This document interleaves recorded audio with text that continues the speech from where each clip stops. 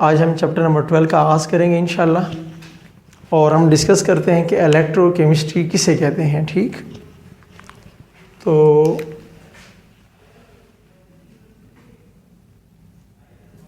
Chapter number 12 first year chemistry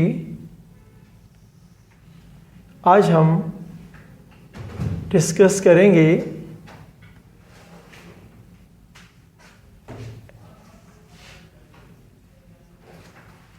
electrochemistry का introduction.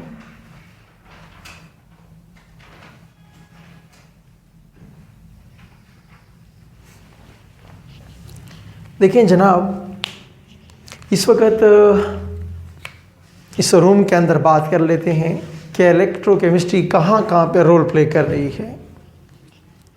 जिन mobile से recording शुरू है या जिस मोबाइल से आप ऑनलाइन देख रहे हैं, ओके, इवन के क्लासरूम में जो इस वक्त लाइटिंग ऑन है, मेरे पास जो माइक मौजूद है, इस माइक के अंदर भी इलेक्ट्रोकेमिस्ट्री काम कर रही है। आपके मोबाइल्स के अंदर भी इलेक्ट्रोकेमिस्ट्री काम कर रही है। इस लाइटिंग के पीछे, यूपीएस के पीछे पड़ी हुई बैटरी इलेक्ट्रोकेमिस्ट्री काम कर रही है। तो अगर देखा जाए बारीकी से तो इलेक्ट्रोकेमिस्ट्री के बगैर हमारी ज़िंदगी नामुकम्मल है। नामुमकिन तो हम बिल्कुल नहीं कह सकते उसको, नामुकम्मल बहुत ज़्यादा नामुकम्मल हो जाएगी। ओके, तो इलेक्ट्रोकेमिस्ट्री फिज़िकल केमिस्ट्री की बहुत इम्पॉर्टेंट ब्रांच है। Electrochemistry is the sub branch of it is the sub branch of physical chemistry. ये फिज़िकल केमिस्ट्री की बहुत इम्पॉर्टेंट सब ब्रांच है। प्लीज़ याद रखें, इलेक्ट्रोकेमिस्ट्री में हम क्या पढ़ते हैं। इलेक्ट्रोकेमिस्ट्री में हम ये देखना चाहते हैं कि केमिकल एनर्जी को वर्क में कैसे ट्रांसफॉर्म करें। केमिस्ट्री के रिएक्शंस को इस्तेमाल करते हुए हम ये कैसे मुमकिन बनाएं कि केमिकल एनर्जी, रिएक्शंस से आने वाली एनर्जी को मैं कैसे वर्क के अंदर कन्वर्ट करूं। वर्क भी एनर्जी की फॉर्म है और केमिकल एनर्जी भी एनर्जी की एक फॉर्म। तो हम इस इंट्रैक्शन की स्टडी पे लगे हुए होते हैं कि ऐसा क्या किया जाए कि केमिकल एनर्जी को वर्क के अंदर ट्रांसफॉर्म किया जाए, या ऐसा क्या किया जाए कि इलेक्ट्रिकल एनर्जी को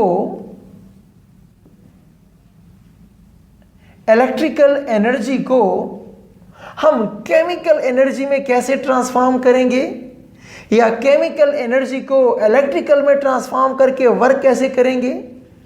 यानी केमिकल रिएक्शंस जो हो रहे होते हैं उससे कंसर्न एनर्जी को मैं वर्क में कैसे कन्वर्ट करूं, आया डायरेक्ट कर दूं, या केमिकल एनर्जी को मैं इलेक्ट्रिकल में कन्वर्ट कर दूं, फिर इलेक्ट्रिकल को मैं वर्क में कन्वर्ट कर दूं।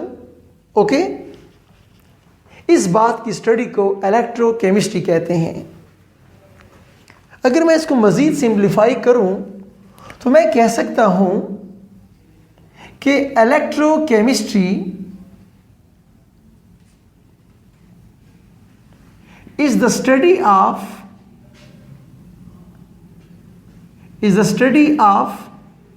interconversions. The study of interconversion of electrical energy into chemical energy and vice versa. इस बात की इंटरकन्वर्शन को कि केमिकल को इलेक्ट्रिकल में, इलेक्ट्रिकल को केमिकल में कन्वर्ट कैसे करेंगे, इस बात की स्टडी को इलेक्ट्रोकेमिस्ट्री कहते हैं। मैं अगर इसको मज़ीद डील करना चाहूँ तो प्लीज़ याद रखें कि जब आप इलेक्ट्रिकल एनर्जी को केमिकल एनर्जी में कन्वर्ट करते हैं तो उस इंस्ट्रूमेंट का नाम है electrolytic cell. Electrolytic cell electrical energy को केमिकल एनर्जी में कन्वर्ट करता है। और जब मैंने वाइस वर्सा की बात की, यानी जब हम केमिकल एनर्जी को किस में कन्वर्ट करेंगे, जब केमिकल एनर्जी को हम इलेक्ट्रिकल एनर्जी में कन्वर्ट करेंगे, तो इस इंस्ट्रूमेंट का नाम है गैल्वानिक सेल और वोल्टेक सेल। गैल्वानिक सेल और वोल्टेक सेल। तो फिर तो हम ये भी कह सकते हैं कि इलेक्ट्रोलाइटिक सेल की स्टडी, वोल्टेक सेल की स्टडी, इस स्टडी को कि आप क्या करें, सेल्स की स्टडी करें, इलेक्ट्रोलाइटिक सेल की स्टडी करें, वोल्टेक सेल की स्टडी करें, इस स्टडी को हम इलेक्ट्रोकेमिस्ट्री कहते हैं। ओके, इस बात को एक और अंदाज से आइए देखते हैं। हम ये जानते हैं कि जो सा भी सेल हो, चाहे इलेक्ट्रोलाइटिक सेल हो, चाहे वो वोल्टेक सेल हो, इन सेल्स के अंदर क्या होता है, इन सेल्स के अंदर एक केमिकल रिएक्शन होता है। इन सेल्स के अंदर क्या होता है, एक केमिकल रिएक्शन होता है। इस केमिकल रिएक्शन में क्या होता है, ऑक्सीडेशन भी हो रही होती है, प्लस इस केमिकल रिएक्शन में रिडक्शन भी हो रही होती है। तो अब तो मैं ये भी कह सकता हूं कि रिडॉक्स रिएक्शन की स्टडी को, रिडॉक्स रिएक्शंस की जो स्टडी है, प्लीज ना भूलें, ये रिडॉक्स रिएक्शन दो किस्म के होते हैं। एक रिएक्शन होता है स्पॉन्टेनियस, जो खुद ब खुद होता है, और एक होता है हमारे पास non spontaneous reaction. Redox reaction दो किस्म के होते हैं, स्पॉन्टेनियस एंड नॉन स्पॉन्टेनियस। ये स्पॉन्टेनियस प्रोसेस कहाँ पे होता है, ये वोल्टेक सेल में होता है, जबकि नॉन स्पॉन्टेनियस कहाँ पे होता है, इलेक्ट्रोलाइटिक सेल में होता है। तो डियर स्टूडेंट्स, इस रिडॉक्स रिएक्शन की स्टडी को इलेक्ट्रोकेमिस्ट्री कहते हैं। इस रिडॉक्स रिएक्शन की स्टडी को, चाहे ये रिडॉक्स रिएक्शन स्पॉन्टेनियसली खुद हो रहा हो या इलेक्ट्रिकल फोर्स के जरिए से कराया जा रहा हो, इसको बोलते हैं रिडॉक्स रिएक्शन। तो रिडॉक्स रिएक्शन की स्टडी, इलेक्ट्रॉन लॉस और इलेक्ट्रॉन गेन की स्टडी केमिस्ट्री में इलेक्ट्रोकेमिस्ट्री डील करती है। ओके, तो आपने देखा कि हम इलेक्ट्रोकेमिस्ट्री को कई अंदाज से हम डिस्कस कर रहे होते हैं। कभी हम सेल्स के अंदाज में बात करते हैं, कभी हम इंटरकन्वर्जन के अंदाज में बात करते हैं, कभी हम रिडॉक्स रिएक्शन के अंदाज में बात करते हैं। सारी बातों का खुलासा एक ही है कि कोई चीज़ इलेक्ट्रॉन लॉस करे, कोई चीज़ इलेक्ट्रॉन गेन करे। इस प्रोसेस को बोलते हैं रिडॉक्स रिएक्शन, और रिडॉक्स रिएक्शन की स्टडी इलेक्ट्रोकेमिस्ट्री कहलाती है। ओके, चाहे ये स्पॉन्टेनियस रिएक्शन हो रहा हो, चाहे ये नॉन स्पॉन्टेनियस हो रहा हो। अब प्लीज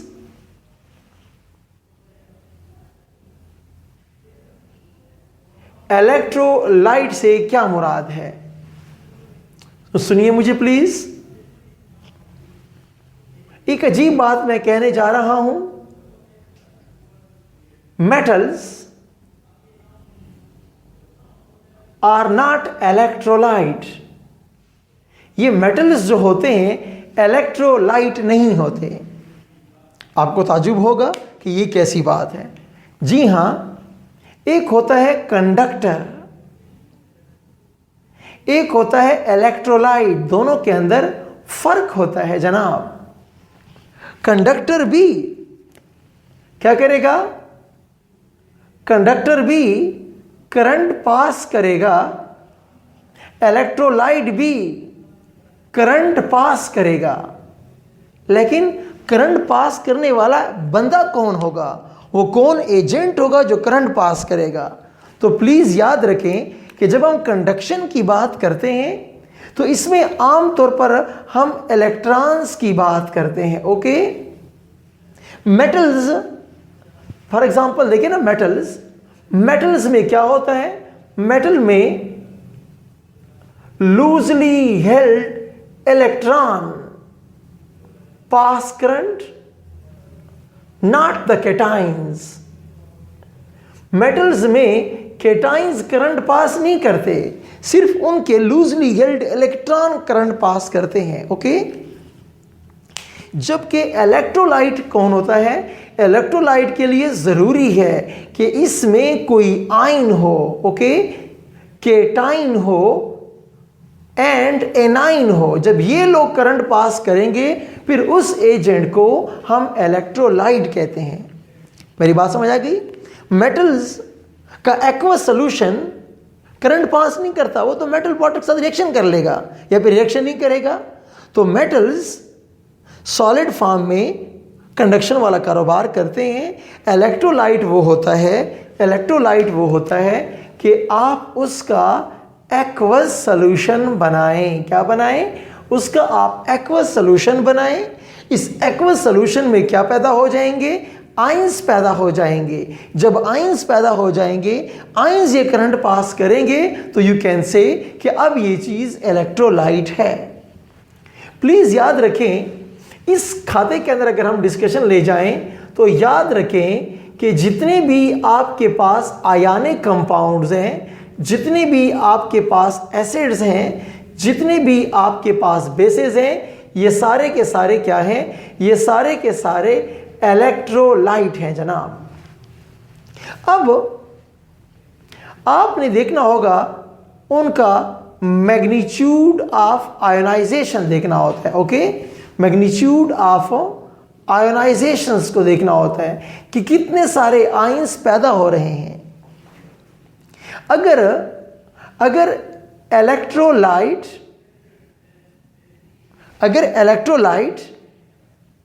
100% क्या होता है?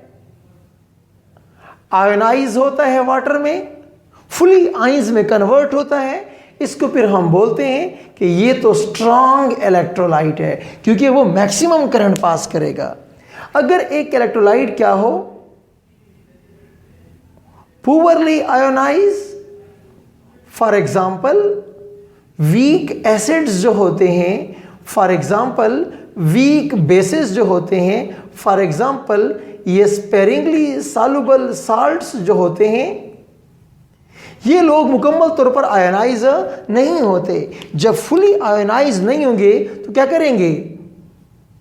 Poor conductor of electricity, poor conductor of electricity बन जाएंगे। तो ये करंट कम पास करेंगे। तो इनको फिर हम बोलते हैं कि तुम लोग तो वीक इलेक्ट्रोलाइट हो। ये लोग क्या होंगे? ये लोग फिर स्ट्रांग इलेक्ट्रोलाइट होते हैं जो फुली आयोनाइज होते हैं। तो होपफुली आपने ये बात क्लियर कर ली कि मेटल्स को क्यों हम कहते हैं कि ये लोग। हाँ, एक और बात भी है, अगर आपके पास मरकरी है, mercury is liquid metal. Okay, जब एक लिक्विड मेटल होता है तो लिक्विड मेटल में जब आप करंट पास करते हैं तो स्टूडेंट्स प्लीज इस बात को याद रखें कि लिक्विड मेटल में जो करंट पास होता है वो इलेक्ट्रॉन्स भी करंट पास करेंगे एंड उसके आयंस भी करंट पास करेंगे। तो मरकरी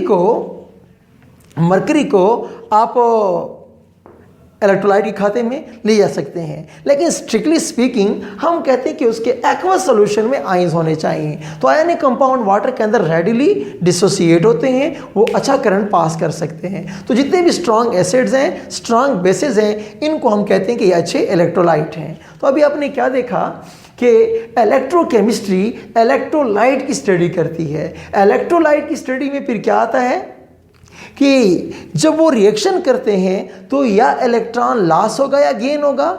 इलेक्ट्रॉन लॉस और गेन के प्रोसेस को बोलते हैं रिडॉक्स रिएक्शन। ये शॉर्टकट है, ऑक्सीडेशन रिडक्शन को मिला के रिडॉक्स का टर्म्स निकाला गया है। ओके, ये देखें, इसका रेड, इसका ऑक्स, फिर क्या बन जाएगा, रिडॉक्स बन जाता है। ओके।